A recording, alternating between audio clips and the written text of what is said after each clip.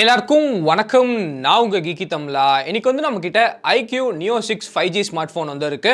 So இன்னைக்கு வந்து இந்த வீடியோல நம்ம வந்து iQOO Neo 6 5G ஸ்மார்ட் போனோட ஒரு ஃபுல் இன்டெப்த் ரிவ்யூ வந்து நம்ம பார்க்கலாம்.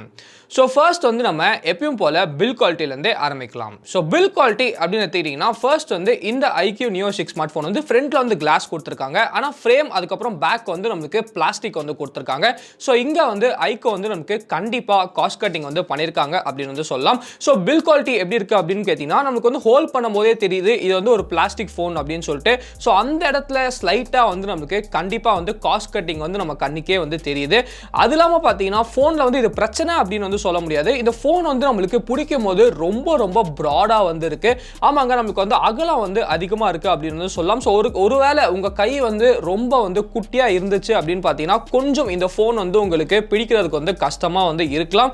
ஸோ ஃபோன் வந்து கண்டிப்பா கொஞ்சம் ப்ராடா இருக்கு.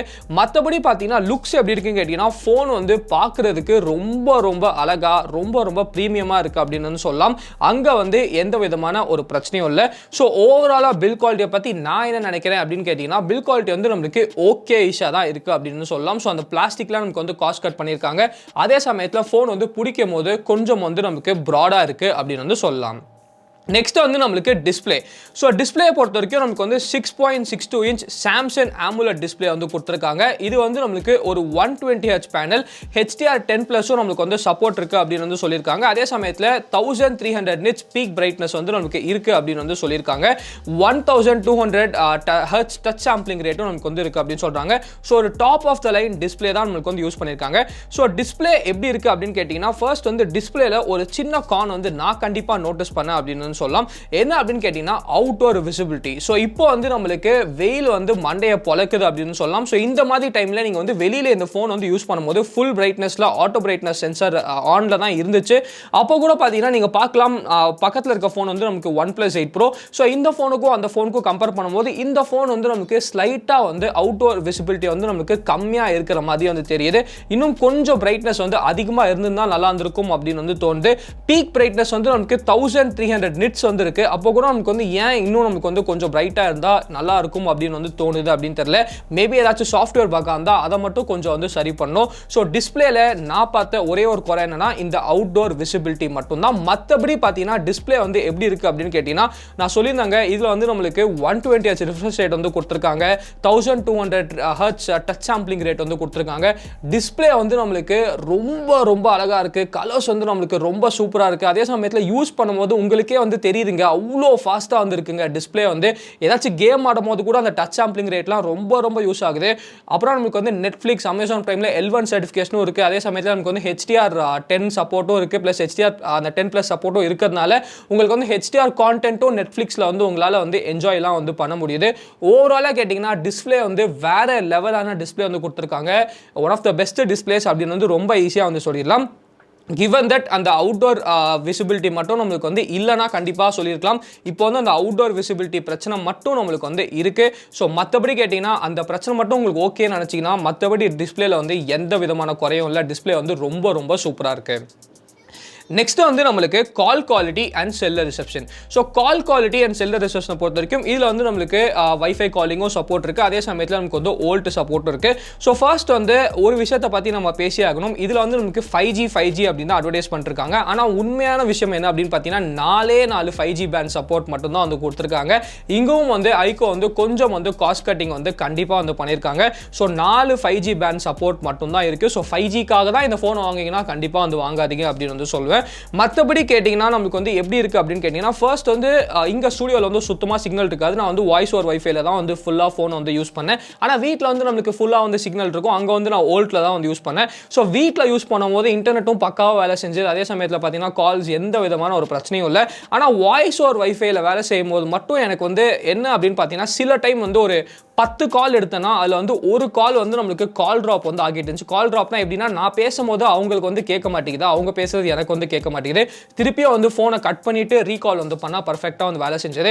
ஸோ ஏதோ ஒரு சாஃப்ட்வேர் பக் அப்படின்னு நினைக்கிறேன். அதை மட்டும் கண்டிப்பாக வந்து iQOO தரப்புலேருந்து வந்து சரி பண்ணணும். ஸோ வாய்ஸ் ஓவர் வைஃபைல மட்டும் தான் நம்மளுக்கு வந்து நடந்துட்டு இருந்துச்சு. மற்றபடி பார்த்தீங்கன்னா பெருசாக வந்து எந்த விதமான ஒரு பிரச்சனையும் இல்லை அப்படின்னு வந்து சொல்லுவேன். நெக்ஸ்ட் வந்து நம்மளுக்கு speaker and headphone jack. So speaker and headphone ஜாக்கை பொறுத்த வரைக்கும் இதில் வந்து நம்மளுக்கு ஹெட்ஃபோன் ஜாக் வந்து கொடுக்கல. ஸோ ஹெட்ஃபோன் ஜாக் வந்து நம்மளுக்கு கண்டிப்பாக வந்து இல்லை.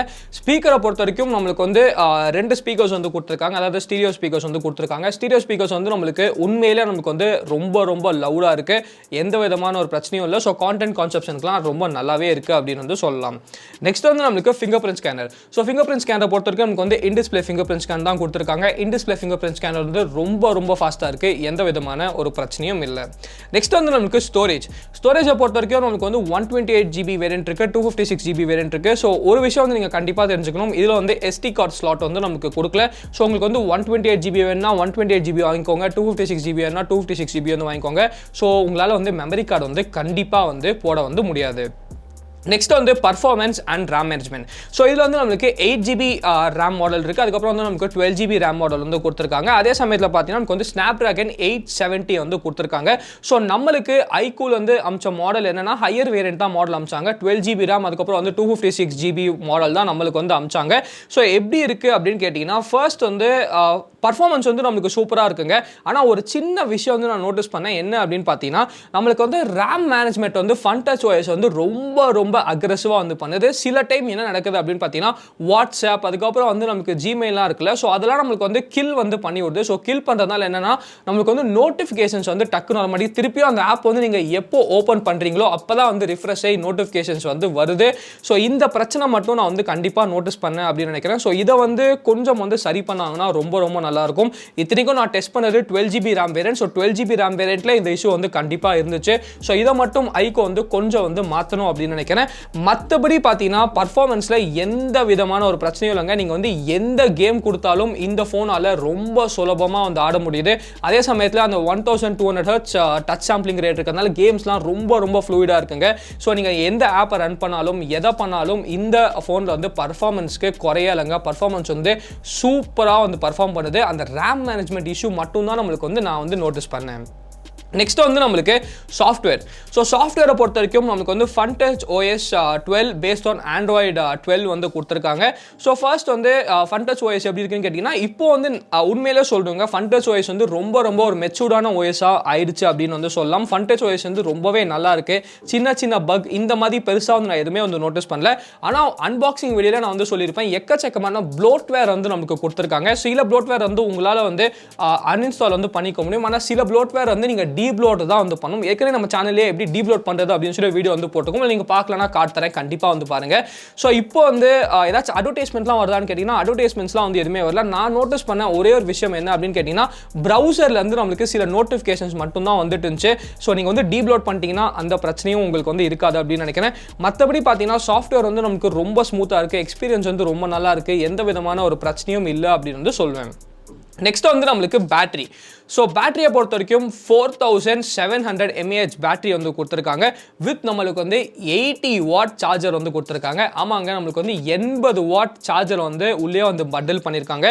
ஸோ சார்ஜிங் ஸ்பீட் அப்படின்னு கேட்டிங்கன்னா சார்ஜிங் ஸ்பீட் வந்து வேறு லெவல் ஃபாஸ்ட்டாக வந்து இருந்துங்க. உங்களுக்கு வந்து ஒரு 12 மினிட்ஸ்லேருந்து ஒரு 14 மினிட்ஸ்க்குள்ளேயே 0 to 50% வரைக்கும் நம்மளுக்கு வந்து சார்ஜ் ஆகுது. மீதி 100% வரைக்கும் பார்த்தீங்கன்னா 29 மினிட்ஸ் வந்து எடுக்குது. ஸோ ரொம்ப ஃபாஸ்ட்டாக வந்து சார்ஜ் ஆகுதுங்க. ஸோ மின்னல் வேகத்தில் சார்ஜ் ஆகுது அப்படின்னு சொல்லலாம். ஹீட்டிங் இஷ்யூ பெருசாக நான் வந்து எதுவுமே நோட்டீஸ் பண்ணல. ஸோ சார்ஜிங் ரொம்ப ஃபாஸ்ட்டாக இருக்குது. பேட்டரி லைஃப் எப்படி இருக்குது அப்படின்னு கேட்டிங்கன்னா, பேட்டரி லைஃப் வந்து இங்கே கண்டிப்பாக அடி வாங்குது அப்படின்னு வந்து சொல்லலாம். பேட்டரி லைஃப் வந்து கொஞ்சம் சுமாராக தான் இருக்குது. ஸோ நான் வந்து மொத்தமாக 2 மோடில் வந்து டெஸ்ட் பண்ணேன். ஃபுல்லாக வந்து 120Hz தான் வந்து வச்சிருந்தேன். ஃபர்ஸ்ட் மோட் என்ன அப்படின்னு கேட்டிங்கன்னா, நமக்கு வந்து பேலன்ஸ்டு மோட் அப்படின்னு சொல்லி ஒரு மோட் வந்து கொடுத்துருக்காங்க. ஸோ இந்த பேலன்ஸ்டு மோட் தான் வந்து நமக்கு டிஃபால்ட்டாக iQOO வந்து எனேபிள் பண்ணி வந்து கொடுக்குறாங்க. ஸோ இதில் எனக்கு ஸ்க்ரீன் ஆன் டைம் அப்படின்னு பார்த்தீங்கன்னா ஒரு 5 to 6 hours of screen on time வந்து எனக்கு கிடச்சிது. ஸோ அதாவது ஃபுல் பிரைட்னஸ்ல 120Hz எனேபிள் பண்ணிட்டு பேலன்ஸ்டு மோட்ல யூஸ் பண்ணா 5 to 6 hours வந்து கிடச்சிது. இதுவே iQOO வந்து நமக்கு மான்ஸ்டர் மோட் அப்படின்னு சொல்லி ஒரு மோட் வந்து கொடுத்துருக்காங்க. ஸோ பர்ஃபார்மன்ஸை மட்டும்தான் நம்மளுக்கு வந்து அதில் ப்ரியாரிட்டைஸ் பண்ணுறாங்க. அந்த மோட் வந்து நம்மளுக்கு எனேபிள் பண்ணோம் அப்படின்னு பார்த்தீங்கன்னா ஒரு 3.5 ஹவர்ஸ்லேருந்து 4 hours மட்டும்தான் நம்மளுக்கு வந்து கிடைக்குது. ஸோ மான்ஸ்டர் மோட் வந்து நீங்கள் அதிகமாக கேம்ஸ் யூஸ் ஆடுற மாதிரி இருந்தால் நீங்கள் வந்து மான்ஸ்டர் மோட் வந்து எனேபிள் பண்ணிக்கலாம். ஆனால் பேலன்ஸ்டு மோடே பார்த்தீங்கன்னா பர்ஃபார்மன்ஸ் வந்து ரொம்ப சூப்பராக இருக்குது. ஸோ நீங்கள் பேலன்ஸ்டு மோட்ல யூஸ் பண்ணலாம் அப்படின்னு நினைக்கிறேன். ஸோ ஓவராலாக பேட்டரி லைஃப்பை பற்றி சொல்லணும் அப்படின்னு பார்த்தீங்கன்னா நீங்கள் வந்து ஒரு லைட் யூஸராக இருந்தால் உங்களுக்கு வந்து ஒரு நாள் பேட்டரி லைஃப் வந்து கிடைக்கும். ஒருவேளை ஒரு ஹெவி யூஸராக இருந்தால் மேபி நீங்கள் வந்து மறுபடியும் வந்து சார்ஜ் பண்ணுற மாதிரி இருக்கலாம் அப்படின்னு நினைக்கிறேன். ஆனால் அந்த சார்ஜிங் வந்து பிரச்சனையாக இருக்காது, ஏன்னா சார்ஜிங் வந்து ரொம்ப ரொம்ப ஃபாஸ்ட்டாக இருக்குது. ஸோ பேட்டரி லைஃப்பை பொறுத்த வரைக்கும் ஒரு சுமாரான பேட்டரி லைஃப் தான் அப்படின்னு வந்து நம்ம சொல்லலாம். நெக்ஸ்ட் வந்து நம்மளுக்கு கேமரா. ஸோ கேமராவை பொறுத்த வரைக்கும் பின்னாடி வந்து 64 mega pixel main camera with optical image stabilisation வந்து கொடுத்துருக்காங்க. அப்புறம் 8 மெகா பிக்சல் நமக்கு வந்து அல்ட்ரா வைட் இருக்குது, 2 மெகா பிக்சல் டெப்த் சென்சார் இருக்குது. ஃப்ரண்ட்டில் பார்த்தீங்கன்னா நமக்கு வந்து 16 மெகா பிக்சல் செல்ஃபி கேமரா வந்து இருக்குது. ஸோ ஃபர்ஸ்ட் வந்து கேமரா பர்ஃபார்மன்ஸ் எப்படி இருக்குது அப்படின்னு கேட்டிங்கன்னா, டே லைட்டில் வந்து கேமரா வந்து உண்மையிலே ரொம்ப ரொம்ப நல்லா பர்ஃபார்ம் பண்ணுதுங்க. அதாவது மெயின் கேமரா வந்து நம்மளுக்கு கலர்ஸ் வந்து நேச்சுரலாக இருக்குது. அதுக்கப்புறம் பார்த்தீங்கன்னா நமக்கு வந்து ஹெச்டிஆர் பர்ஃபார்மன்ஸும் ரொம்பவே நல்லா இருக்குது அப்படின்னு வந்து சொல்லலாம். ஸோ எல்லாமே பார்த்தீங்கன்னா டேலைட் கேமராஸில் பெருசாக வந்து எனக்கு வந்து எந்த விதமான ஒரு பிரச்சனையும் இல்லை அப்படின்னு சொல்லலாம். அதே சமயத்தில் அல்ட்ரா வைடும் நம்மளுக்கு வந்து டேலைட்டில் இருக்கும்போது ரொம்பவே நல்லா வந்து பர்ஃபார்ம் பண்ணுது. பெருசாக ஹை ரெசல்யூஷன் அல்ட்ரா வைட்லாம் கொடுக்கலாம். அந்த 8 மெகா பிக்சல் அல்ட்ரா வைடை நமக்கு வந்து நல்லாவே வந்து பர்ஃபார்ம் பண்ணுது அப்படின்னு வந்து சொல்லலாம். ஆனால் நைட்டை பொறுத்த வரைக்கும் பார்த்தீங்கன்னா நம்மளுக்கு வந்து ஆப்டிக்கல் இமேஜ் ஸ்டெபிலைசேஷன் இருக்குது. அந்த 64 மெகா பிக்சல் கேமரா வந்து நம்மளுக்கு நைட்லையும் நல்லா வந்து பர்ஃபார்ம் பண்ணுது. ஸோ அந்த ஆப்டிக்கல் இமேஜ் ஸ்டெபிலைசேஷன் வந்து உண்மையிலே ரொம்ப ஹெல்ப்ஃபுல்லாக இருக்குது அப்படின்னு சொல்லலாம். ஆனால் நைட்டில் வந்து அல்ட்ரா வைட் கேமரா வந்து கண்டிப்பாக திணறுது அப்படின்னு சொல்லலாம். ஸோ அல்ட்ரா வைடுக்கு பெருசாக அந்த ஆப்டிக்கல் இமேஜ் ஸ்டெபிலைசேஷன்லாம் இல்லை. ஸோ என்ன கேட்டிங்கன்னா அல்ட்ரா வைட் வந்து டே லைட்டில் நீங்கள் தாராளமாக யூஸ் பண்ணிக்கலாம். ஆனால் நைட்டில் பெருசாக வந்து யூஸபுளாக இல்லை. ஆனால் நைட்டில் வந்து நமக்கு பிரைமரி கேமராவில் எடுத்த ஃபோட்டோஸ் வந்து ரொம்ப சூப்பராக இருக்குது. ஸோ ஓவராலாக கேட்டிங்கன்னா கேமராஸ் வந்து நமக்கு நல்லாவே இருக்குது அப்படின்னு வந்து சொல்லலாம். நெக்ஸ்ட் வந்து நமக்கு செல்ஃபி கேமரா பொறுத்த வரைக்கும் 16 மெகா பிக்சல் செல்ஃபி கேமரா வந்து கொடுத்துருக்காங்க. செல்ஃபி கேமராவை பொறுத்த வரைக்கும் iQOO விவோலலாம் ரொம்ப நாளாக நம்ம பார்த்துட்டு இருக்கோம் செல்ஃபி கேமராஸ் வந்து ரொம்பவே சூப்பராக இருக்கும் அப்படின்னு சொல்லிட்டு அதே ட்ரெண்டை ஃபாலோ பண்ணி இதுலேயும் செல்ஃபி கேமராஸ் வந்து ரொம்ப சூப்பராக இருக்குது. ஆனால் நான் வந்து 2 விஷயத்தை வந்து நோட்டீஸ் பண்ணேன். ஒன்று வந்து போர்ட்ரேட் எட்ஜ் டிடெக்ஷன் வந்து நமக்கு இன்னும் கொஞ்சம் பெட்டராக இருந்திருக்கலாமோ அப்படின்னு வந்து தோணுச்சு. அது மட்டும் இல்லாமல் பார்த்தீங்கன்னா செல்ஃபி கேமரா வந்து நம்மளுக்கு கொஞ்சம் வந்து ஓவர் ஷார்ப்பனிங் வந்து பண்ணுது. ஸோ அந்த ஓவர் ஷார்ப்பனிங் வந்து சில இடத்துல வந்து பார்க்குறதுக்கு கண்டிப்பாக நல்லா இல்லை. ஸோ அந்த ஓவர் ஷார்ப்பனிங் மட்டும் கொஞ்சம் வந்து நம்மளுக்கு ஆப்டிமைஸ் பண்ணாங்கன்னா நல்லாயிருக்கும். ஓவராலாக கேட்டிங்கன்னா செல்ஃபி கேமராவும் நம்மளுக்கு வந்து நல்லா தான் வந்து இருக்குது அப்படின்னு சொல்லலாம். வீடியோவை பொறுத்த வரைக்கும் பேக் கேமராவில் உங்களால் வந்து மேக்ஸிமமாக 4K 60 FPS வரைக்கும் ரெக்கார்ட் வந்து பண்ணிக்க முடியும். ஸோ இப்போ வந்து வீடியோ எப்படி இருக்குது அப்படின்னு கேட்டிங்கன்னா, வீடியோவில் வந்து ஒரு பெரிய பிரச்சனை இருக்குது. என்ன அப்படின்னு கேட்டிங்கன்னா, பேக் கேமராவில் உங்களால் வந்து 4K 60 FPS வரைக்கும் ரெக்கார்ட் வந்து பண்ணிக்க முடியும். ஆனால் 4K 60 FPS வரைக்கும் உங்களால் ரெக்கார்ட் பண்ணால் கூட ஆப்டிக்கல் இமேஜ் ஸ்டெபிலைசேஷன் வந்து உங்களுக்கு 1080p 60 FPS வரைக்கும் தான் வந்து வேலை செய்யுது. 4Kல அந்த OIS வந்து நம்மளுக்கு வேலை செய்ய மாட்டேங்குது. ஸோ 4Kல OIS வேலை செய்யாத காரணத்தினால 4K வீடியோ வந்து நமக்கு ரொம்ப ஷேக்கியாக இருக்குது. ஸோ ஒரு ட்ரைபாட் போட்டு நீங்கள் வேணால் 4K வீடியோ வந்து எடுத்துக்கலாம். ஆனால் 1080pல எடுத்திங்கன்னா உங்களுக்கு வந்து அந்த ஷேக்லாம் வந்து எதுவுமே இல்லை. ஸோ ஆப்டிக்கல் இமேஜ் ஸ்டெபிலைசேஷன் கொடுத்து 4Kக்கும் கொடுத்துருந்தா ரொம்ப நல்லா இருந்திருக்கும். ஆனால் இது வந்து ஒரு பெரிய கான் அப்படின்னு சொல்லுவேன். 4Kல ஆப்டிக்கல் இமேஜ் ஸ்டெபிலைசேஷன் வேலை செய்ய மாட்டேங்குது. 1080pல மட்டும்தான் ஆப்டிக்கல் இமேஜ் ஸ்டெபிலைசேஷன் வந்து வேலை செய்யுது. ஆனால் கலர்ஸ் வீடியோ குவாலிட்டிலாம் நமக்கு வந்து சூப்பராக இருக்குது, எந்த பிரச்சனையும் இல்லை. ஆனால் OIS இல்லாதது ஒரு பெரிய கான் அப்படின்னு வந்து நினைக்கிறேன். ஸோ ஓவராலாக கேமரா குவாலிட்டி அப்படின்னு கேட்டிங்கன்னா கேமரா குவாலிட்டி வந்து நம்மளுக்கு நல்லாவே இருக்குது அப்படின்னு சொல்லலாம். எனக்கு பட்ட ஒரு பெரிய கான் என்னென்னா அந்த 4Kல ஆப்டிக்கல் இமேஜ் ஸ்டெபிலைசேஷன் இல்லாதது மட்டும்தான் எனக்கு வந்து பெரிய கானாக வந்து பட்டுச்சு. ஸோ ப்ரைஸிங் அப்படின்னு பார்த்தீங்கன்னா நமக்கு வந்து அந்த 128GB வேரியண்ட்டுக்கு வந்து நமக்கு 30,000 rupeesக்கு வந்து ப்ரைஸ் பண்ணியிருக்காங்க. ஸோ 30,000 rupeesக்கு இந்த ஃபோன் வர்த்தா அப்படின்னு கேட்டிங்கன்னா ஃபர்ஸ்ட் வந்து இதில் இருக்க கான்ஸ் வந்து நீங்கள் தெரிஞ்சுக்கோங்க. இது வந்து நம்மளுக்கு ஒரு அகலமான ஃபோன், அதாவது ஒரு ப்ராடான ஃபோன். ஸோ உங்கள் கை வந்து ரொம்ப சின்னதாக இருந்தால் ஹேண்டில் பண்ணுறதுக்கு மேபி கொஞ்சம் கஷ்டம் வந்து நீங்கள் படலாம். அது இல்லாமல் பார்த்தீங்கன்னா சொன்னபடி அவுட் டிஸ்பிளே வந்து ரொம்ப சூப்பராக இருக்குது, எந்த விதமான பிரச்சனையும் இல்லை. ஆனால் உச்சி வெயிலில் யூஸ் பண்ணும்போது கொஞ்சம் வந்து இன்னும் பிரைட்டாக இருந்தால் நல்லாயிருக்கும் அப்படின்னு வந்து தோணுச்சு. அது இல்லாமல் பார்த்தீங்கன்னா கால் ட்ராப் வந்து நமக்கு நடந்துச்சு. ஸோ இது வந்து அதிகமாக வந்து நடக்கல, ஒரு 10ல் ஒரு தடவை வந்து நடந்துச்சு அப்படின்னு வந்து சொல்லலாம். அது இல்லாமல் பார்த்தீங்கன்னா நமக்கு வந்து சார்ஜிங் வந்து ரொம்ப ஃபாஸ்ட்டாக இருக்குது. ஆனால் பேட்டரி லைஃப் வந்து கொஞ்சம் சுமாராக இருக்குது. அதாவது நீங்கள் ரொம்ப ஹெவி யூஸராக இருந்தால் ஒரு நாளில் நீங்கள் வந்து 2 தடவை வந்து சார்ஜ் பண்ணுற மாதிரி மேபி இருக்கலாம். அது இல்லாமல் பார்த்தீங்கன்னா நமக்கு வந்து ஆப்டிக்கல் இமேஜ் ஸ்டெபிலைசேஷன் வந்து இல்லை 4K வீடியோக்கு. ஃபோட்டோ சூப்பராக இருக்குது, 1080p வீடியோ நல்லா இருக்குது. ஆனால் 4Kக்கு மட்டும் ஆப்டிக்கல் இமேஜ் ஸ்டெபிலைசேஷன் வந்து இல்லை. ஸோ இப்போ சொன்ன ஒரு 5 பாயிண்ட் வந்து உங்களுக்கு பிரச்சனையாக இல்லை அப்படின்னு நினச்சிங்கன்னா தாராளமாக இந்த iQOO Neo 6 வந்து நீங்கள் வாங்கலாம். ஸோ நானும் ஹோல் ஹார்ட்டடாக வந்து ரெக்கமெண்ட் பண்ணுவேன். எனக்கு கேட்டிங்கன்னா 30,000 rupeesக்குள்ளே one of the best phone அப்படின்னு கூட ரொம்ப ஈஸியாக வந்து சொல்லிடலாம். இந்த 5 பாயிண்ட் வந்து உங்களுக்கு பிரச்சனை இல்லை அப்படின்னு நினச்சிங்கன்னா தாராளமாக இந்த ஃபோன் வந்து நீங்கள் பர்ச்சேஸ் பண்ணிக்கலாம். ஈஸிலி 30,000 rupeesக்குள்ளே one of the best phone அப்படின்னு வந்து நம்ம சொல்லலாம்.